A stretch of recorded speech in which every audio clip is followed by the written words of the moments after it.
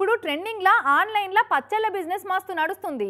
Career మీద focus పెట్టినోళ్ళు ఎంతో మంది ఆన్లైన్లో బిజినెస్లు చేస్తుర్రు.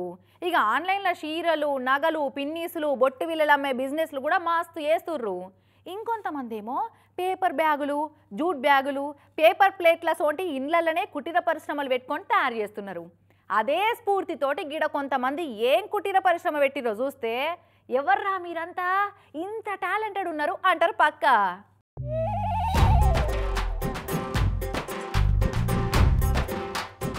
సోడాల దంద పెడతారు, జ్యూసుల దంద చేస్తారు. కానీ వీళ్ళకి ఎట్లా వచ్చిందో ఏందో ఇంట్లోనే మందు తయారు చేసే దంద తెరిచిరు.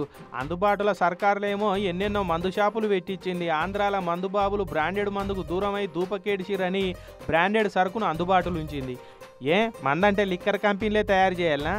ఏ లిక్కర్ తాగినా లివర్ చెడిపోవడు ఖాయమే అన్నప్పుడు లీగల్గా అమ్మే మందు తాగి లివర్ చెడగొట్టుకున్నాడు ఎందుకు? మనం ఇల్లీగల్గా మంది అమ్మి అవే లివర్లను చెడగొడదామని నడింట్ల పాల కేంద్రం తెరిచినట్టే మందు కేంద్రం పెట్టిర్రు.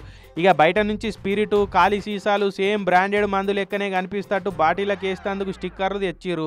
ఇక ఈ మిషన్ తోటి స్పిరిట్ మిక్సింగ్ చేసి మందును తయారు చేసుడు, బాటిళ్ళ నింపుడు, వాటికి ఏసీ బ్లాక్ క్లాసిక్ విస్కీ అన్న బ్రాండ్ పేరుతోటి దొంగ స్టిక్కర్లు అంటించుడు, ప్యాకింగ్ చేసుడు ఖాతామిగ. అట్లా తయారైన మందును ఊర్ల పొంటి బెల్ట్ షాపులు, కిరాణా షాపులు ఉంటాయి కదా, ఇక వాళ్ళకు పోయి అంటగట్టుడు. ఇట్లా 3 ఫుల్లులు 6 కోటర్ల లెక్క దందను మస్తు నడిపిస్తున్నారట.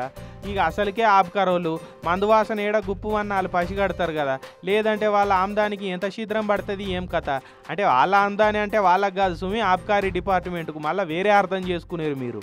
ఇక అట్లా సంచి లాభం షిల్లు తీసింది అన్నట్టు ఆబ్కారోళ్ళకు వచ్చే లాభానికి ఇసొంటోళ్ళు శీఘ్రం పెడుతురని తెలిస్తే ఊకుంటారు, పోయి పట్టుకున్నారట.